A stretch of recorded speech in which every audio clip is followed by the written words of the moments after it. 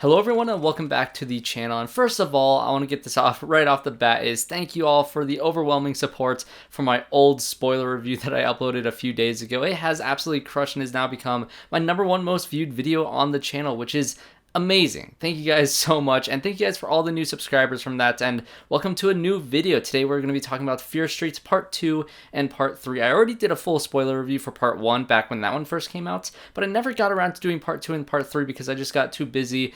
But I absolutely love all three of these movies, so I had to finish off talking about Part 2 and 3. And so, of course, this will be a spoiler review for Parts 2 and 3. If you guys have not seen the Fear Street trilogy on Netflix, I highly recommend it. This has honestly been such a great thing to experience through Netflix because I did not know that this trilogy existed. I saw it on the list of releases a few months back and I was like, what in the world are these movies? And then I saw the poster for the first one. I was like, that looks really cheesy and dumb. And then I watched the first one and it blew me away. And the second one even more so. And the third one ended it so perfectly. So it has now become one of my favorite trilogies that I've seen in quite some time, and one of my favorite pieces of horror to come out since probably The Haunting of Hill House, Hereditary, and maybe Bly Manor, and a few stuff like that. Now, are the Fear Street movies the scariest movies in the world? No, I wouldn't say so, but when it comes to horror, I am not looking for being scared in the theater because I don't usually get scared by horror movies. I think the scariest movie I've seen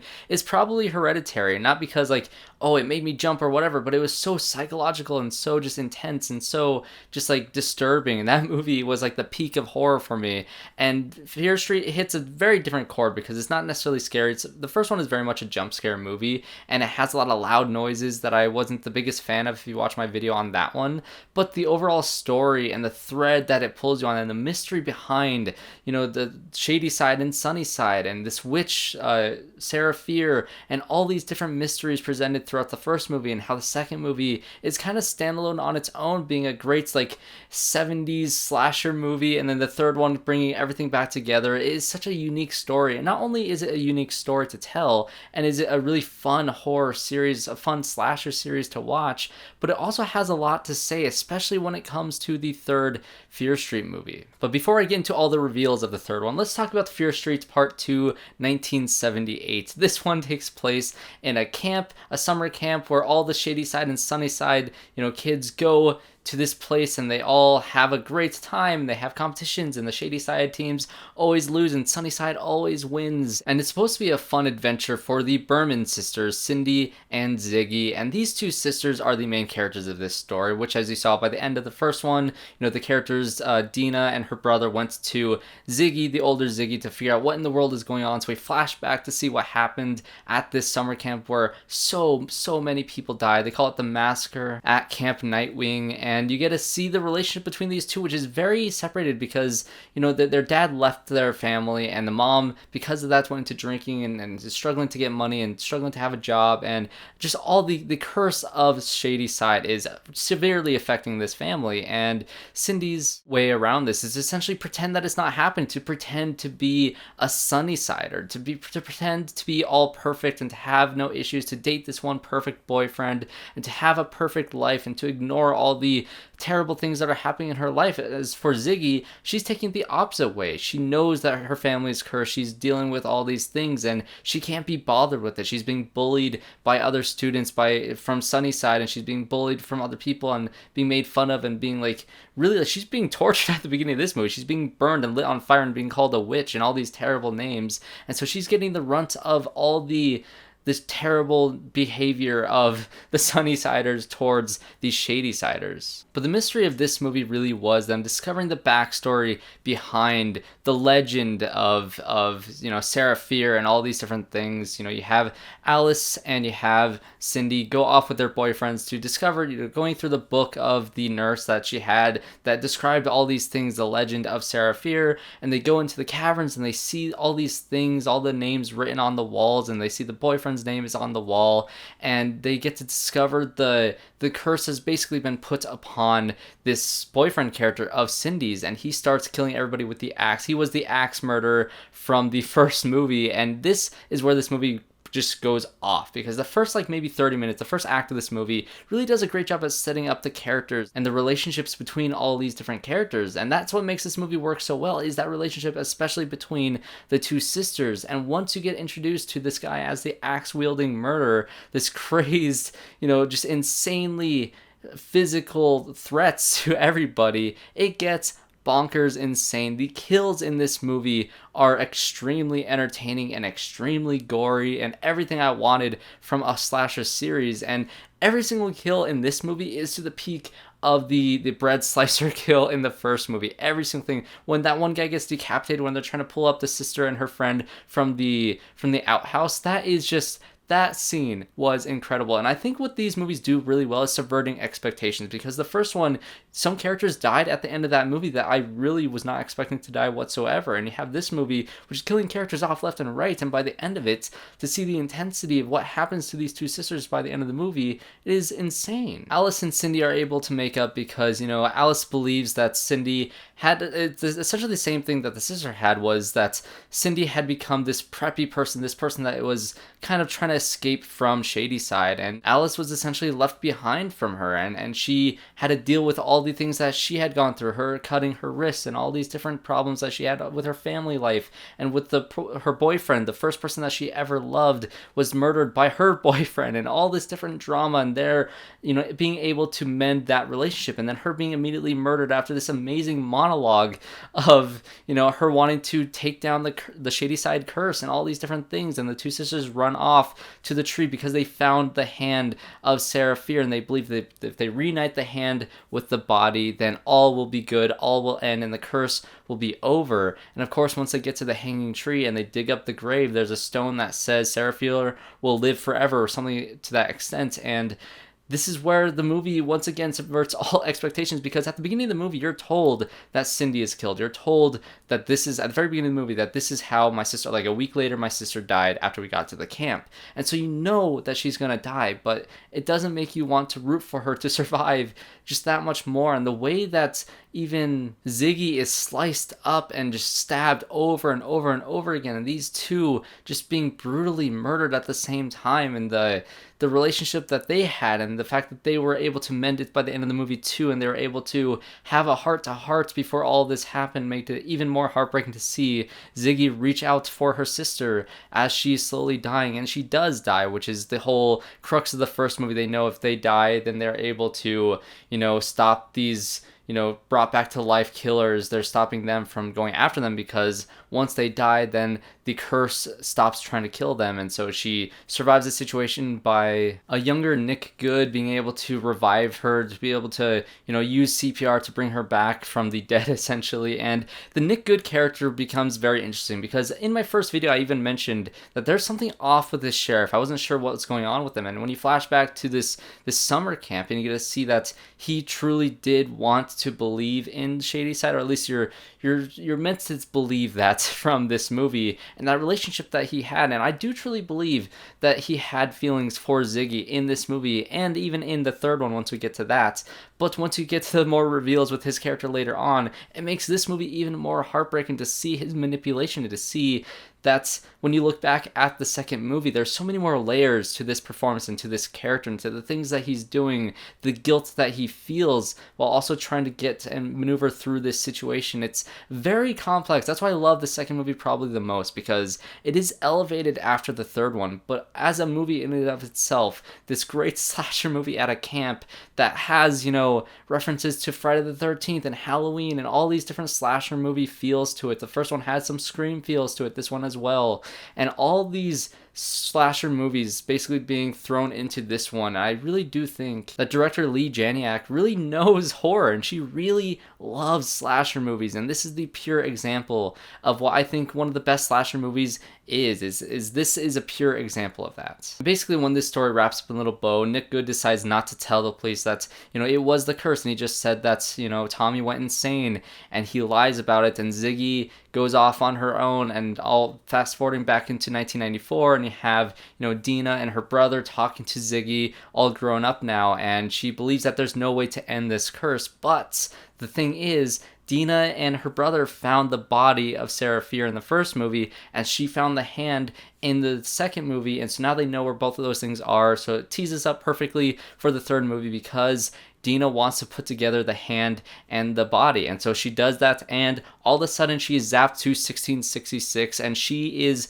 essentially thrown into the body of Sarah Fier. She's thrown into the perspective of Sarah Fier, and what I think the third movie does brilliantly is taking the cast from both movies that we've seen so far and switching them with the I guess real life people who were in 1666 in the old town before it became Sunnyside and Shadyside, and you get to see all these returning cast members, including Sadie Sink and everybody from the first movie and everybody from the second movie and all these different characters. You have Ashley Zukerman, who plays Nick Goode in the first movie. He is playing Solomon Goode in this movie, the great ancestor of the Goode family, and this pilgriming age, the 1666, the Salem witch trial era, essentially. You get to see the truth behind all of it, and this is where the series takes a massive shift from being just really fun slasher movies like the first one and the second one to really having a deep, emotional, and grand message that it wants to say, because Sarah Fier has a relationship with this girl Hannah, who is the pastor's daughter, and all these different characters around them. The town in the entirety think it's such a horrible sin and that they're practicing witchcraft and that they were essentially falsely accused of all these terrible things. And throughout the first two movies, when we're hearing about the curse of Sarah Fier, this terrible witch, you get to see in the bathroom stall all the writings on the wall. Everything that happened in the future was all based upon a lie, and the reveal of who was actually behind this and how Sarah Fier was essentially just she was hung for no reason whatsoever. She was hung because she was different. She was hung because she had different beliefs and she had different choices, and that she wanted to break the mold of this old belief system. And that was so heartbreaking to watch, especially when you get to see it from the performances by all of these actors and actresses, because they all did a phenomenal job. And the fact that you get to see them in the earlier movies and they're playing a different character now, and you just get to experience that through her lens. And I love how they switched out the actors in this, because it worked out so perfectly. Kiana Madeira is a phenomenal actress. The spotlight needs to be put on her. This needs to be her breakout role, because she was so great in the first movie, but her performance in this third one is off the charts insane. She is a phenomenal talent, and I really hope she gets so much more work after this movie. And Olivia Scott Welch, who was her love interest in the first movie and now in this movie as different characters, that relationship, even though it was different characters, you feel like you're watching the same characters because the same actors behind the performance, but still they feel both very unique, the different relationships between the 1994 relationship and the 1666 relationship, but that bond and the chemistry is all still there, and it makes it just so much more impactful once you go to 1994 part 2, essentially at the end of this movie, and seeing that bond that they had in both these different situations, the chemistry that these actresses had in both these situations. They are just phenomenal. I love their characters in this movie and the first one, but part 3 really is, I guess my main complaint would be the first two really feel like standalone movies. You can watch the first one without watching the second one. You can watch technically the second one without watching the first one, and they have enough of a story within it that feels complete.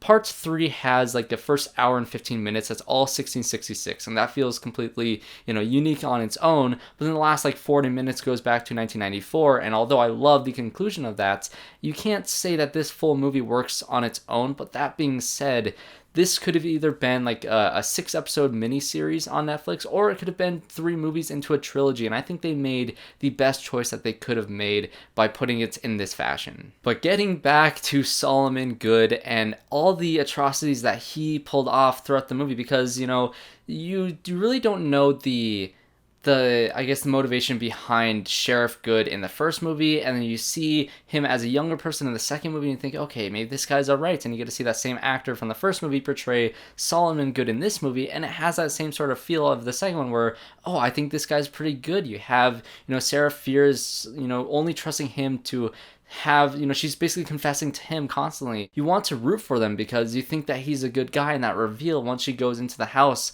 and she finds the basement and she goes and crawls in there into the caves, and you get to see, the witch's mark and all these different things, and that Solomon Goode was behind all of it, and he was the one who made the pastor kill all the children, which that scene, by the way, where they go into the church and see all the children with the eyes gouged out, that was one of the most disturbing scenes in any of these 3 movies. I absolutely loved the build up to that scene, the intensity, how all of them want to get into that house, and how they killed off so many great actors in that, because you have, the main actress from the second one being killed off in that, and the brother being killed off in that, even though it's not, the brother and that actress, it's the younger or the 1666 versions of them, and I thought they would have a bigger role to play, and because you get to see them with bigger roles in the other 2 movies, it just was that much more impactful in this one. That's why I really love the fact that they used the other cast. They could have had a completely new cast for this movie, but I'm glad that they didn't. And so the explanation for all the horrors and atrocities that has happened in Shadyside throughout the entire history of the town was because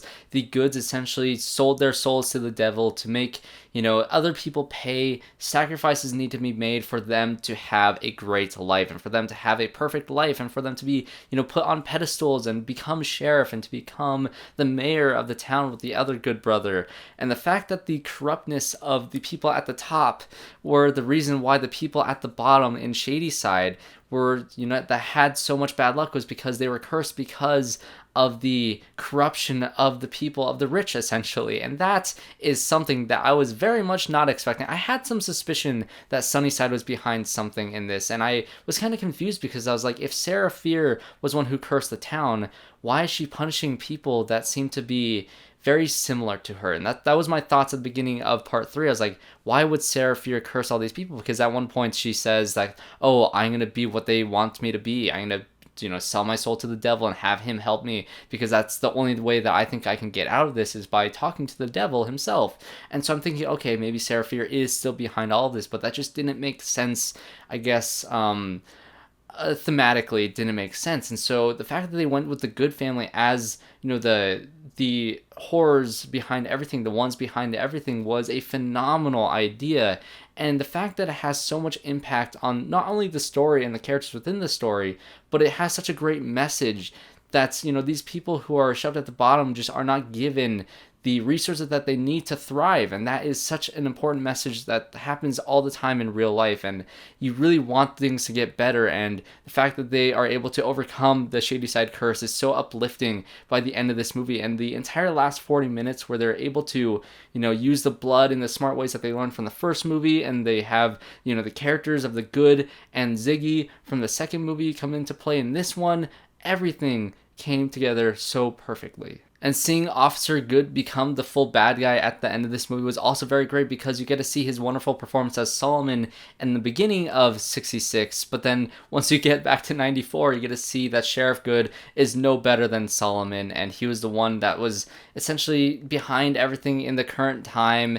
And even in 78, he was the one behind everything in 78 as well. And so you have such a hatred for him, and the way that they take him down was very satisfying. I love DEENA's character and her relationship with Sam. I love all of that. The brother, I thought, was so fun to watch throughout. And I mentioned in my first video, the person on the little chat thing that he had going on, the fact that he gets to meet her and she's like, oh my gosh, she's amazing in real life, was really funny. And you bring in the character of Martin to kind of have banter back and forth with Josh in the first movie, and him coming back in the end. The fact that he lived on Fear Street was a nice little touch.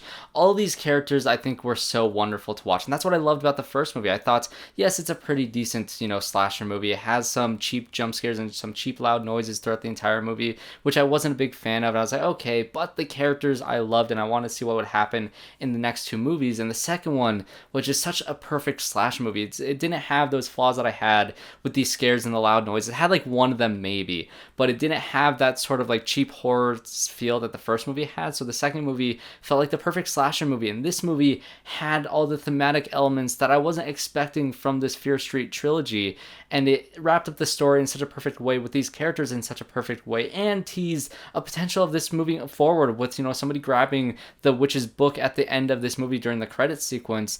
That also leads to possibilities of these characters coming back in a future movie, maybe bring it back to like Fear Street 2022 or something like that. That gets me so excited for the possibilities. I think Leigh Janiak as a director has a very promising future in horror or just in filmmaking in general. I think she is such a wonderful talent that has been discovered by Netflix and by creating this trilogy of movies that I absolutely adore. So thanks guys for watching this video. What did you think of Fear Street parts 2 and 3? And also go back and watch my thoughts on part 1 as well. I love these movies and I love talking about them, and I want to keep talking about them in the comment section down below. So thanks everyone for watching this video. Thanks for subscribing and joining me ever since my old video. I'm very happy with how that's doing, and I hope this one does just as well. So thanks guys for watching. Hope to see you all in my next one.